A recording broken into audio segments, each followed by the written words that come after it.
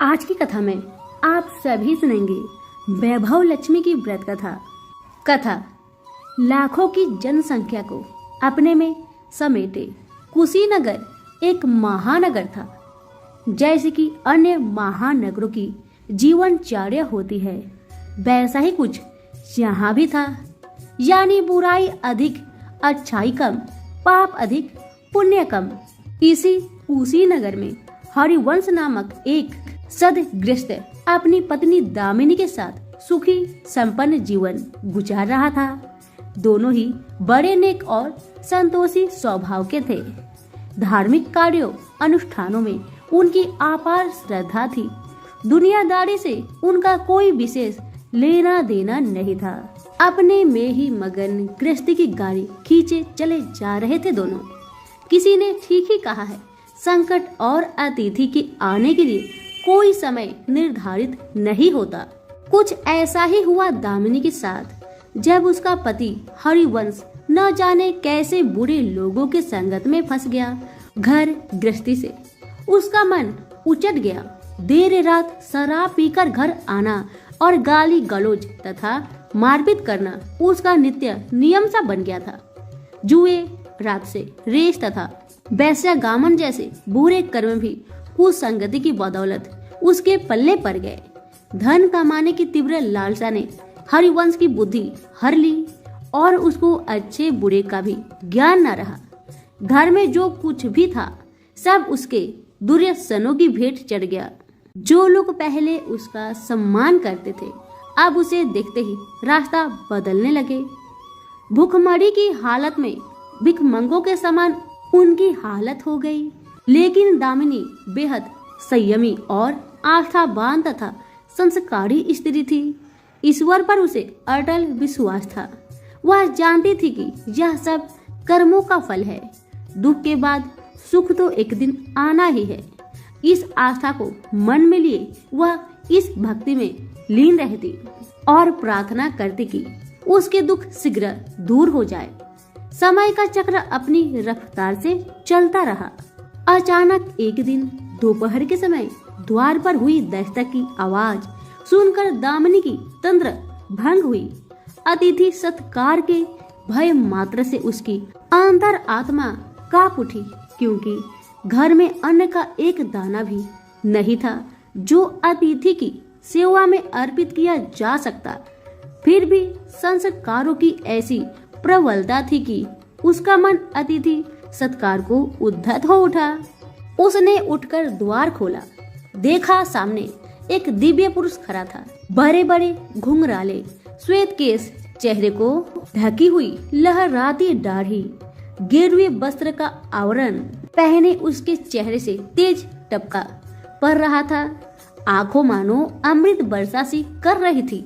उस दिव्य पुरुष को देखकर दामिनी को अपार शांति का अनुभव हुआ और वह उसे देखते ही समझ गई कि आगात वास्तव में कोई पहुंचा हुआ सिद्ध महात्मा है। उसके मन में अतिथि के प्रति गहन श्रद्धा का भाव उमड़ पड़े और वह उसे सम्मान सहित घर के भीतर ले गई। दामिनी ने जब उसे फटे हुए आसन पर बैठाया तो वह मारे लज्जा के जमीन में गरसी गई।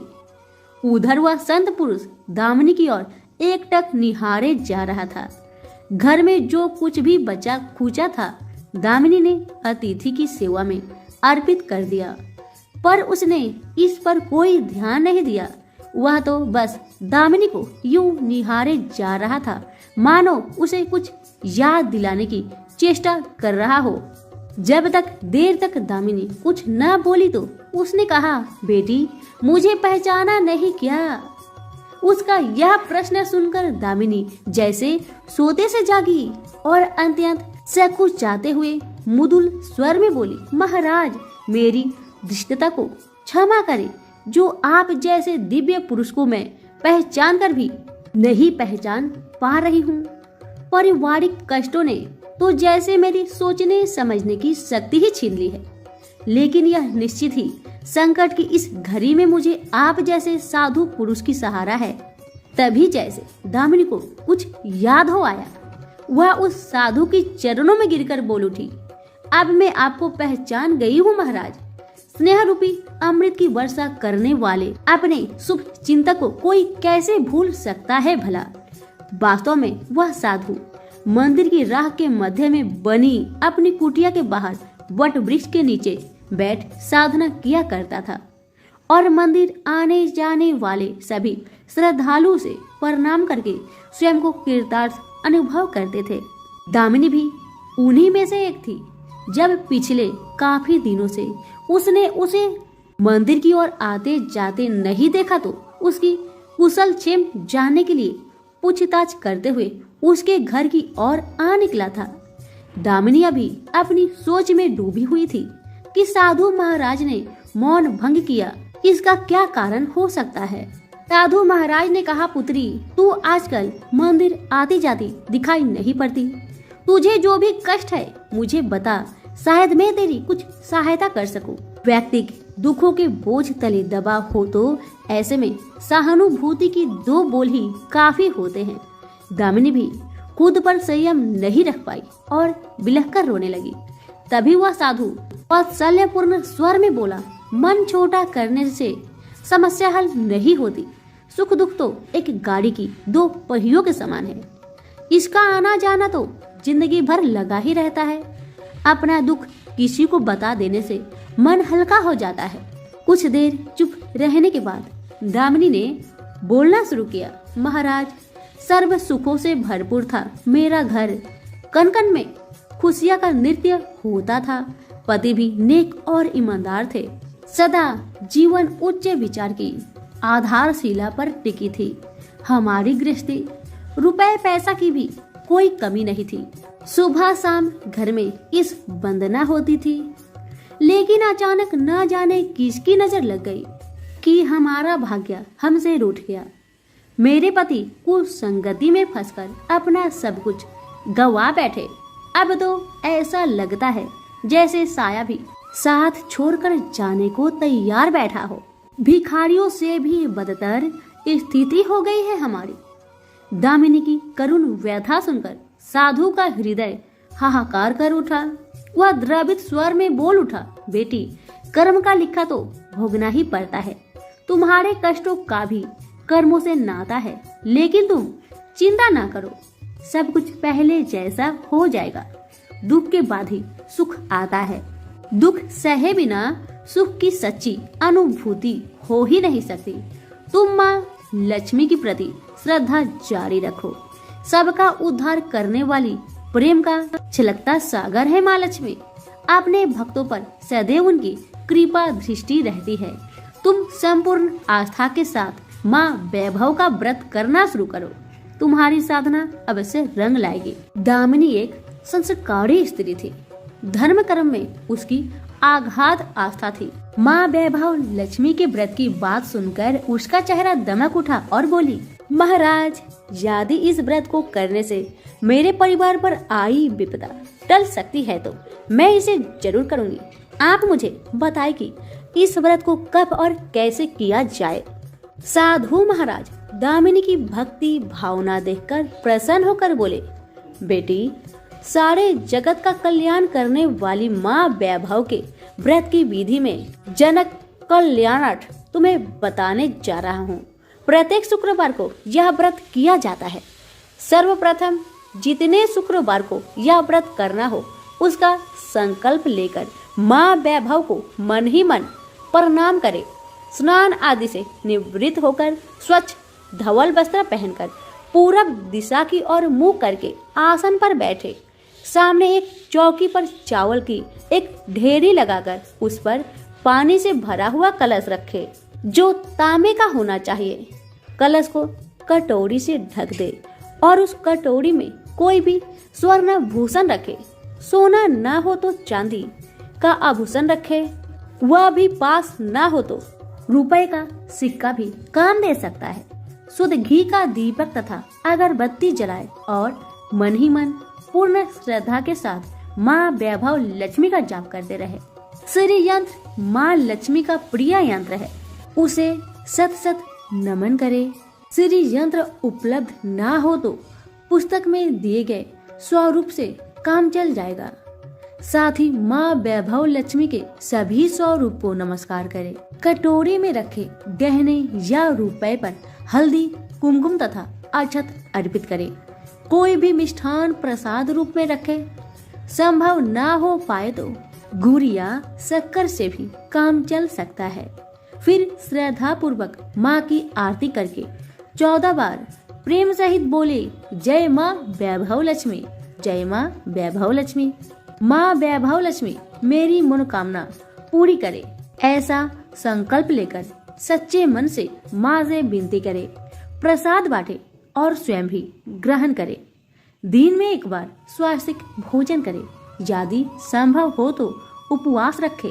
पूजा में रखा गहना या रुपया लाल कपड़े में लपेटकर सुरक्षित रख ले, या आगे आने वाले शुक्रवारों को पूजा में काम आएगा। कलश में भरा जल तुलसी के पौधे को समर्पित कर दे तथा अक्षत पंछियों को आहार स्वरूप में डाले। ऐसी शास्त्रोक्त विधि से व्रत करने वालों को शीघ्र फल मिलता है। साधु महाराज के मुख रविंद से यह वृत्तांत सुनकर दामिनी पुलकित हो उठी। उनके चरण स्पर्श कर उत्साहित स्वर में बोली, अब लगे हाथ उद्धापन की विधि भी बता दे महाराज, इसके बिना तो व्रत अधूरा ही रह जाएगा। अवश्य बेटी, कहकर साधु महाराज उद्धापन की विधि बताने लगे। चाहे जितने भी शुक्रवार प्राय 11 या 21 व्रत करने की संकल्प ले लिया हो, लेकिन मन में माँ वैभव लक्ष्मी के प्रति श्रद्धा तथा आस्था बराबर बनी रहनी चाहिए। जिस दिन अंतिम शुक्रवार का व्रत हो, उस दिन शास्त्रोक्त विधि से उद्धापन किया जाता है। अन्य शुक्रवारों की भांति ही इस दिन भी पूजन करे। हाँ, प्रसाद रूप में खीर अवश्य रखे। पूजा के बाद नारियल फोड़कर 7 कुंवारी कन्याओं के चरण धोकर कुमकुम का तिलक लगाकर पूजन करे। उन्हें सामर्थ्य अनुसार दक्षिणा दे और माँ वैभव लक्ष्मी व्रत की पुस्तक उपहार स्वरूप भेंट में दे। फिर प्रसाद के रूप में खीर वितरित करे। अब माँ वैभव लक्ष्मी के सभी स्वरूप को मन ही मन नमन करते हुए कहे, हे माँ, यदि में शुद्ध तथा निर्मल हृदय से आपकी स्तुति करते हुए वैभव लक्ष्मी व्रत विधि विधान अनुसार पूर्ण की हो तो मेरी मनोकामना अवश्य पूरी करना। संतानहीनों को संतान देने वाली, दुखियों का दुख हरने वाली, अखंड सौभाग्य का वरदान देने वाली, कुंवारी कन्याओं को मन चाह वर दिलाने वाली माँ वैभव लक्ष्मी आपकी महिमा अपरंपार है। आपने हर वक्त की विपत्तियां हर कर उन्हें सुख समृद्धि प्रदान करना। साधु महाराज से वैभव लक्ष्मी व्रत का शास्त्रोक्त ज्ञान प्राप्त करके दामिनी भाव विभोर हो उठी। उसे अपने भीतर एक अनोखे तथा असीमित आत्मबल का संचार होता महसूस हुआ। उसने भी माँ वैभव लक्ष्मी के 21 व्रत आते शुक्रवार से शुरू करने का संकल्प लेकर साधु महाराज को आदर सहित विदा किया और मन ही मन माँ वैभव लक्ष्मी का स्तुति गान करने लगी। 2 दिन बाद ही शुक्रवार आ गया। उससे पहले रात दुखों की मारी दामिनी ठीक से सो भी नहीं सकी। माँ वैभव लक्ष्मी के व्रत करने से उसकी समस्या का अंत हो जाएगा, यह सोचकर वह मुंह अंधेरे ही उठ बैठी और स्नान आदि कर स्वच्छ वस्त्र धारण किए। आसन पर पूर्व दिशा की ओर मुंह करके दामिनी ने अपने सम्मुख रखा चौकी पर चावल की छोटी सी ढेरी बनाकर उस पर तांबे का कलश रखा। लेकिन जब स्वर्ण भूषण रखने की बात आई तो धर्म संकट में पड़ गई। सारे गहने पति के दुर्व्यसनों की भेंट चढ़ चुकी थी। विवाहित स्त्री थी जो मंगलसूत्र भी उतार कर नहीं रख सकती थी और कोई गहना भी तो नहीं था। तभी उसे उन नन्ही पायलों का याद हो आया जो उसने अपनी आने वाली संतान के लिए बनवा कर रखा था और पति की निगाहों से भी बचा कर रखा था। उसने झटपट वह पायल निकाली और गंगा जल से धोकर उन्हें शुद्ध करके कलश पर रखी। कटोरी में डाल दिया। डिब्बे की तली में से बची कुची शक्कर निकालकर उसे प्रसाद के रूप में रखा और विधि अनुसार व्रत किया। सर्वप्रथम उसने अपने पति को प्रसाद दिया। आने वाला पूरा सप्ताह बड़ी ही हंसी खुशी से बीता। बात बात पर झल्ला उठने वाला उसका पति अपेक्षाकृत शांत तथा संयम रहा। कोई मारपीट तथा कलेश घर में नहीं हुआ। इसे दामिनी ने माँ वैभव लक्ष्मी का चमत्कार समझा और मन ही मन उन्हें प्रणाम किया। माँ वैभव लक्ष्मी के प्रति उसकी आस्था और भी बलवती हो गई। इसी प्रकार शास्त्रोक्त विधि से दामिनी ने 20 शुक्रवार के व्रत पूरे कर लिए। इस बीच कई परिवर्तन हुए थे। उसका पति कुसंगति छोड़कर सीधा राह पर आ गया तथा और उसका कामकाज भी जमने लगा था। यह सब माँ वैभव लक्ष्मी के चमत्कार और दामिनी की आस्था तथा विश्वास का परिणाम था। 21वें शुक्रवार को व्रत का उद्यापन करना था। साधु महाराज के वचन अब भी मानो दामिनी के कानों में गूंज रहे थे। उनकी बताई विधि के अनुसार ही दामिनी ने शास्त्रोक्त विधि से उद्यापन किया। 7 कुंवारी कन्याओं को भोजन कराकर दक्षिणा दी।